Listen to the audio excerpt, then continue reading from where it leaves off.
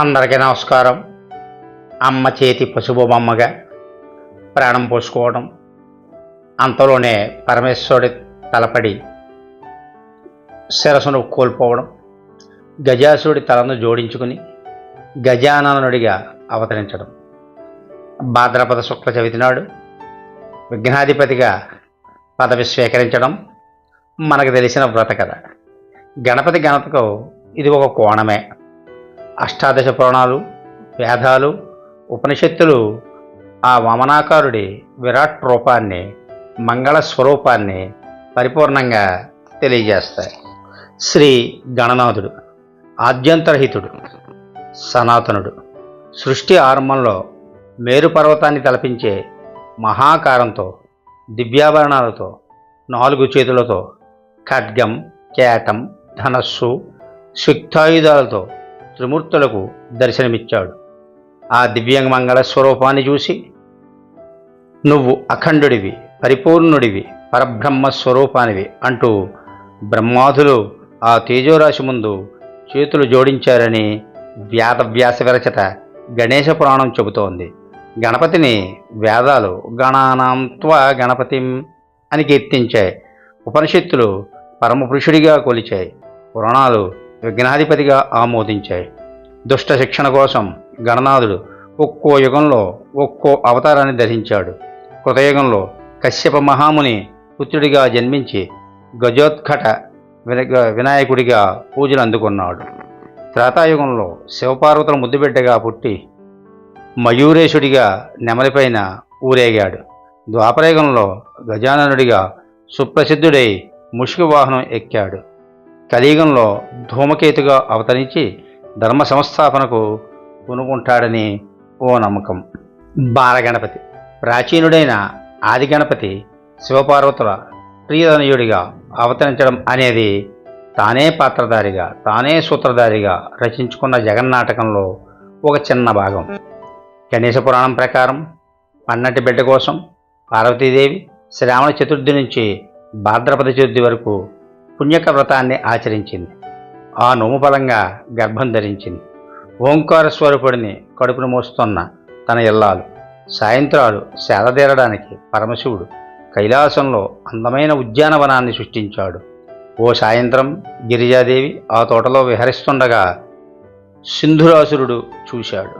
ఆమె పుట్టలోని బిడ్డ సామాన్యుడి కాడని, రాక్షసాంతకుడిని గ్రహించి సూక్ష్మ రూపంలో శ్వాసతో పాటే పార్వతి పొట్టలోకి ప్రవేశించి గర్భస్థ శిశువు తలను కర్కశంగా చిదిమేశాడు. దీంతో 9 మాసాల తర్వాత తలలేని బిడ్డ జన్మించాడు. ఆ వికృత రూపాన్ని చూసి పార్వతి తట్టుకోలేకపోయింది. ఇల్లాలి శోకాన్ని తీర్చడానికి అప్పటికే తాను సంహరించిన గజాసురుడి శిరస్సును తెచ్చి ఆ ముండానికి అతికించాడు శివుడు. ఆ బాలుడు బాల్యంలోనే సకల శాస్త్రాలు నేర్చాడు. యుద్ధ విద్యల్లో ఆరితేరాడు. అమ్మ అనుమతి తీసుకుని సింధురాసుడిపైన సమరానికి బయలుదేరాడు.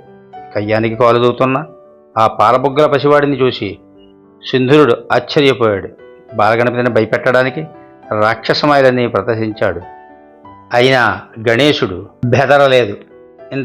ఇంతింతై అంతరిక్షమంత ఎత్తుకు విస్తరించి సింధురాసుడిని అరచేతిలోనికి తీసుకుని ముద్దగా చేసి రక్తాన్ని పిండేశాడు. ఆ రుద్రాన్ని సింధూరంలో ఒళ్ళంతా పూసుకున్నాడు. విజేతగా తిరిగొచ్చిన విఘ్నరాజుకు మంగళహారతులు ఇచ్చింది సర్వమంగళి. వీరగణపతి ఋషిపత్ని అదితికి కూడా తనను కనిపించే భాగ్యాన్ని ప్రసాదించాడు త్రిలోక పూజ్యుడు. ఇక ఇది కూడా వ్యాసుల వారు ప్రస్తావించిన అవతార విశేషమే. అంగదేశంలో రుద్రకేతుడనే సజ్జనుడు ఉండేవాడు. అతని ఇల్లాలు శారద.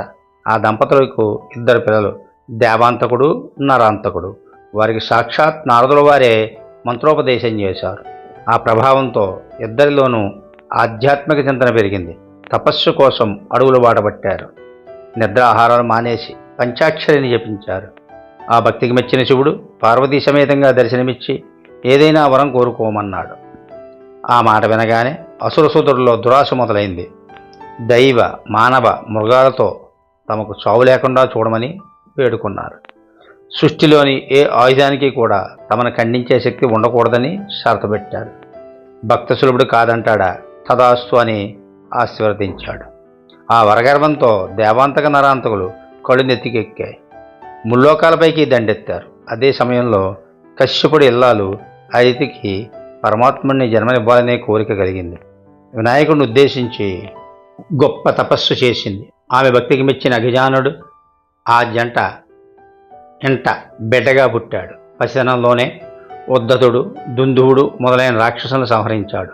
ఓ సందర్భంలో అమ్మ అదితికి తన నోట బ్రహ్మాండాలు చూపించాడు. నారాయణుడి ద్వారా ఆ బాలకుడు అవతార రహస్యాన్ని తెలుసుకున్న దేవగణమంతా కశ్యపుడి ఆశ్రమానికి తరలివచ్చారు. గణపతిని శరణు వేడింది. దృఢ నిశ్చయంతో దుష్ట సంహార బాధ్యత తీసుకున్నాడు. ఆశ్రితరక్షకుడు గజముఖంతో దండెత్తి వస్తున్న ఆ రౌద్ర రూపాన్ని చూడగానే రాక్షస సోదరులకు వణుకు పుట్టింది. ఏ అస్త్రశస్త్రాలతోనూ చావు లేకుండా శివుడి వరం పొందారు కాబట్టి తమ పదునైన దంతంతో గుచ్చి గుచ్చి సంహరించాడు వక్రతుండు. ఆ విజయాన్ని ముల్లోకాలు పండగ చేసుకున్నాయి. గరిక గణపతి విలువైన ఆభరణాలు అలంకరించకపోయినా, ఘనమైన నైవేద్యాలు సమర్పించకపోయినా వినాయకుడు పట్టించుకోడు. గరిక పూజ చేయకపోతే మాత్రం పసిబిడ్డలా చిన్నబుచ్చుకుంటాడు. పురాణాలలో దుర్వాంకురాలతో ముడిపడిన కథ ఒకటి ఉంది. పూర్వం అవంతిపురాన్ని సులభుడు అనే రాజు పరిపాలించేవాడు. అతను ఓ రోజు సతీ సమేతంగా ఆలయానికి వెళ్ళాడు. ఆ దంపతులు పూజలో ఉండగా ఓ యాచకుడు ప్రలాపనలు చేస్తూ గుళ్ళో కాలు పెట్టాడు. ఆ అరుపులకు ప్రభు ఏకాగ్రతకు భంగం కలిగింది. అతన్ని తీవ్రంగా మందించాడు. దీంతో యాచకుడి అహం దెబ్బతింది. ఆవేశంతో రాజా, నువ్వు వచ్చే జన్మలో ఎద్దుగా జన్మిస్తావు అని చెప్పించాడు. దీంతో పక్కనే ఉన్న మహారాణి మనసు నొచ్చుకుంది. ప్రభువులనే అంత మాట అంటావా, నువ్వు గాడిదిగా పుడతావు అని బిచ్చగాడికి శాపం పెట్టింది. యాచకుడు కూడా అంతే తీవ్రంగా స్పందించాడు. వచ్చే జన్మలో నువ్వు నాలాగే కటిక దరిద్రాన్ని అనుభవిస్తావు అని తిడుతూ అక్కడి నుంచి వెళ్ళిపోయాడు. ముగ్గురి మాటలు నిజమయ్యాయి. మరు జన్మలో ఆ ముగ్గురు శాపగ్రస్త జీవితాలతో ఓ వినాయకుడు ఆలయానికి చేరుకున్నారు. అప్పటికే ఆ ప్రాంతంలో కుండపోతగా వర్షం కురిసింది. ఆకలి తీరే మార్గం లేక గుడి ఆవరణలో మొలిచిన గరికను తెంచుకొచ్చి ఓ చోట పోగేసింది పేదరాలు. అందులోంచి ఓ గడ్డి పరక గాలికి కొట్టుకుని వెళ్ళి వినాయకుడి విగ్రహం పాదాల మీద పడింది. మరో పక్క ఆ గడ్డి మీద గాడిద పన్నుపడింది. ఎద్దు కూడా ఆశపడింది. అటువైపుగా అడుగులేశారు. దీంతో ఆమె రెండు జీవాలను కర్రతో తరిమింది. భయంతో ఎద్దు గాడిద గర్భాలయ ప్రదక్షిణ మార్గంలో పరుగులు పెట్టాయి. దుర్వాంకురాన్ని సమర్పించిన పుణ్యానికి రాణికి ఆలయ ప్రదక్షిణాల ఫలితంగా రాజుకు పేదకు శాపం తీరిపోయింది. ఈ సంఘటన భాద్రపద చతుర్థి నాడే జరిగింది. గణపతిని వాక్స్వరూపంగా కీర్తిస్తాయి. ఉపనిషత్తులు చిన్న చిన్న విషయాలకే మనసు మీద నియంత్రణ కోల్పోయి మారుతూలుతుంటారు చాలామంది. అలాంటి వారికి ఉదంతం ద్వారా ఓ హెచ్చరిక చేశాడు గణేశుడు. పురాణ గణపతి వినాయకుడు కళ్యాణకరుడు. ప్రతి పురాణంలోనూ సంక్షోభ సమయాల్లో ప్రత్యక్షమే మంచిని గెలిపిస్తాడు. మహాదేవతలకు మహర్షులకు కర్తవ్యాన్ని బోధించిన సందర్భాలు కూడా ఉన్నాయి. ఒకానొక సమయంలో బ్రహ్మదేవుడిలోని అహంకారాన్ని పటాపంచలు చేసి సృష్టి కార్యాన్ని ఆరంభించడానికి సరిపడా దైవిక శక్తిని ప్రసాదించాడు. ఆ కృతజ్ఞత కొద్దీ చతుర్ముఖుడు భక్తితో చతుర్భుజుడిని పూజించి సిద్ధి బుద్ధి అనే ఇద్దరు దివ్యకాంతలను దక్షిణగా సమర్పించాడు. కష్టకాలాల్లో శంకరుడు విష్ణువుకు, బ్రహ్మ వ్యాసుడికి, బృహస్పతి మహేంద్రుడికి గణేశ మంత్రాన్ని ఉపదేశించినట్లు పురాణ ప్రస్తావనలు ఉన్నాయి. తన కంటి చూపుకు బూడిదైన పోయిన మన్మధుడికి మళ్ళీ తానే వినాయకుడికి ఏకాక్షర మంత్రాన్ని బోధించి మార్గదర్శనం చేశాడు శివుడు. దీంతో ఆ వరప్రదేవుడు తనకు రూపం ఇవ్వమంటూ కాలస్వరూప గణపతిని ఉపాసించాడు.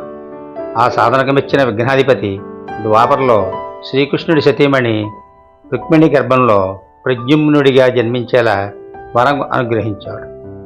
త్రిపురాసుర యుద్ధం సమయంలో పరమేశ్వరుడు తన చిన్న కొడుకు కుమారస్వామికి వరద గణపతి వ్రత విధానాన్ని బోధించాడు. ఓ సందర్భంలో శివుడి మెడలోని వాసుకి తన బలాన్ని తెలుసుకుని మిడిసిపడుతుంటే ఆ అహంకారాన్ని చూసి శివుడికి కోపం వచ్చింది. తీసి నేలకేసి కొట్టాడు కోపంతో. దీంతో 10 తలలు 100 ముక్కలైపోయాయి. పరమేశ్వరుడు ఆగ్రహానికి గురైన ఆ సర్పరాజుకు గణేశ షడక్షర మహామంత్రాన్ని ఉపదేశించాడు. నారద మహర్షి. ఆ మంత్రమహిమతో గణపతి దివ్య సాక్షాత్కారాన్ని పొందాడు వాసుకి. ఆ 1000 ముక్కలు 1000 తలలవుతాయి. ఇక నుంచి సహస్రమణిగా చరితార్థుడు అవుతావు అని వరమిచ్చాడు అభయ గణపతి. అంతేకాదు, నాగాభరణమే తన ఉదరానికి అలంకారంగా వర్ధిల్లే భాగ్యాన్ని కల్పించాడు. విఘ్న గణపతి. విజయ సోపానాలైన బుద్ధి, సిద్ధి గణపతి అధీనంలోనే ఉంటాయి. లక్ష్యం విషయంలో స్పష్టత ఉన్నప్పుడే మనం బుద్ధిని సమర్థంగా ఉపయోగించగలం, త్వరితంగా సిద్ధిని పొందుతాం. ఏ పనినైనా ప్రారంభిస్తున్నప్పుడు తొలుత అవిఘ్నమస్తు అనుచు స్మరించే సిద్ధిబుద్ధి సమేత విఘ్నేశ్వర రూపం మనకు స్పష్టతను ప్రసాదిస్తుంది. అయినా కొన్నిసార్లు అజ్ఞానంతోనూ అహంకారం వలనో ఉమాసుతుడికి ఉనికినే ప్రశ్నిస్తాం. అంతిమంగా ఆ ఫలితాల్ని అనుభవిస్తాం. మహావిష్ణువుకే తప్పలేదు ఆ చేదు అనుభవం. మధుకైటభుల సంహారానికి బయలుదేరినప్పుడు మాట మాత్రంగా అయినా ఆయన మహాగణపతిని స్మరించలేదు. దీంతో 5000 సంవత్సరాలు పోరాడినా శత్రువుల్ని గెలవలేకపోయాడు. ఓ దశలో తీవ్రంగా అలిసిపోయాడు కూడా. ఆ సమయంలో శివుడి సలహాతో విఘ్నేశ్వరుని ప్రార్థించాడు. అంతే, పరిస్థితులు అనుకూలించాయి. ఒక్క దెబ్బకు ఇతర రాక్షసులు రాయిపోయారు. వ్యాసులు వారు సైతం పురాణరచనకు పూనుకున్నప్పుడు సకల విద్యలకు వజ్జ అయిన బొజ్జ గణపతిని చిన్నచూపు చూశారు. దీంతో ఆయన కలం మొరాయించింది. భావధార ఆగిపోయింది. వెంటనే తన తప్పు తెలుసుకుని విద్యా గణపతిని ప్రార్థనతో రచనకు ఉపక్రమించాడు. గణేశ పురాణంలోని బ్రహ్మ వ్యాస సంవాదంలో ఈ విషయాన్ని స్వయంగా ప్రస్తావించారు కృష్ణద్వైపాయనుల వారు. వక్రాలను అంటే అవరోధాలను ముక్కలు చేసేవాడే వక్రతుండు. వినాయక కటాక్షం తర్వాత వ్యాసుల వారి కళానికి 1000 ఏనుగుల బలం వచ్చింది. చదువుల సారమైతే దేవుడే రాయసుకారుడి స్థానంలో కూర్చుని అష్టాదశ పురాణాలకు అక్షర రూపం ఇచ్చాడు. గణపతి స్తోత్రంతోనే ఘంటాన్ని కదిలించడం తరాల సాహితీ సాంప్రదాయం. కవిత్రయం కూడా ఆ బాటలోనే నడిచింది. పోతనామాచ్యుడైతే శ్రీ భాగవతంలో గణనాయకుడికి అక్షరాభిషేకం చేశాడు. పిల్లలు కాసేపు అమ్మఒడిలో సేద తీరతారు. మనుచరిత్రలో పెద్దన్న వర్ణన ఇది. గణపతిని కవిం కవినాం అని కీర్తిస్తుంది వేదం. అందుకే కవులకే కవి, సాహితీవేత్తలకు అక్షర సంపదతో పాటు అక్షయమైన సృజనను కూడా ప్రసాదిస్తాడు. జ్ఞాన గణపతి. సహనం, దయ, కరుణ, నిలకడ గజరాజు లక్షణాలని చెబుతారు. ఇవి సజ్జనుల గుణాలు కూడా. వాటిని కనుక వంట పట్టించుకుంటే ఏ అవరోధాలు ఉండవు, ఎలాంటి అపజయాలు ఎదుర్కోవు, దుఃఖాలు ఆమడ దూరంలో పారిపోతాయి. అందులోనూ గణపతి స్వతహాగా ఆనంద స్వరూపుడు. ఆనందాత్మ గణేశోయం అనే మాట ఉండనే ఉంది. ఆ రూపాన్ని చూడగానే మనసు హాయిగా అనిపిస్తుంది, ఒత్తిడి ఎగిరిపోతుంది, కోపతాపాలు మాయమైపోతాయి. అందుకే కావచ్చు జంబుకేశ్వర క్షేత్రంలో రౌద్రరూపిణైన అఖిలాండేశ్వరిని శాంతపరచడానికి ఆమె ఎదురుగా మందహాస గణపతిని ప్రతిష్ఠించారు ఆదిశంకర్ల వారు. అయితే ఒక షరతు, వంకర నవ్వులంటే మాత్రం ఆయనకి చికాకు. చవితినాడు తన బాణపొట్టను చూసి వెటకారంగా నవ్విన పాపానికి చంద్రుడికి ఎతికేట్ పట్టిందో మీకు అందరికీ తెలుసుగా.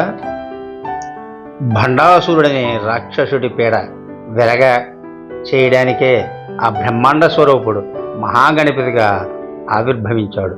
అలసట, దిగులు, అతినిద్ర, పిరికితనం, ఆత్మన్యూనత, అస్పష్టత, బిడియం ఎవరి విజయానికైనా అడ్డుకోడలే. అందుకే భండాసుడు ఆ దుర్లక్షణాలన్నీ ఓ చోట గుదిగుచ్చి ఓ విజ్ఞాన యంత్రాన్ని తయారు చేశాడు. దాని దేవతల మీదకు ప్రయోగించాడు. ఇంకేముంది, దేవసేనను బద్ధకం ఆవహించింది. సరిగ్గా అప్పుడే లలితాదేవి శివుడి వైపు చూసి అర్థవంతంగా అరనవ్వు నవ్వింది. ఆ దరహాసంలోంచి గణపతి పుట్టుకొచ్చాడు. భండాసుడి విగ్రహరాజ యంత్రాన్ని ముక్కలు చేసి దేవతలకు ఆత్మవిశ్వాసం ప్రసాదించాడు. నిర్విఘ్నంగా రాక్షస సంహారం జరిగిపోయింది. ప్రతి కల్పంలో, ప్రతి యుగంలో ఏదో ఒక రూపంలో రాక్షస సంతతి విజృంభిస్తూనే ఉంటుంది. క్రమంగా ఆసురత్వం ఆలోచనల్ని ఆక్రమిస్తూనే వస్తుంది. ఈ సంక్లిష్ట పరిస్థితుల్లో మంచిని నిలబెట్టడానికి ఓ మహానాయకుడు అవసరాన్ని గుర్తించారు త్రిమూర్తులు. ఆ పదవికి గజాననుడే తగినవాడని తీర్మానించారు. భాద్రపద శుక్ల చతుర్థి నాడు ముక్కోడి దేవతల జయ జయధ్వనాల మధ్య విజయ గణపతి విఘ్ననాయకుడిగా పట్టాభిషేకం చేసుకున్నాడు. ఆ సందర్భంలో సకల లోకాలు చేతులు జోడించి ఇలా ప్రార్థించాయి: శుక్లాంబరధరం విష్ణుం శశివర్ణం చతుర్భుజం ప్రసన్నవదనం ధ్యాయేత్ సర్వవిఘ్నోపశాంతయే.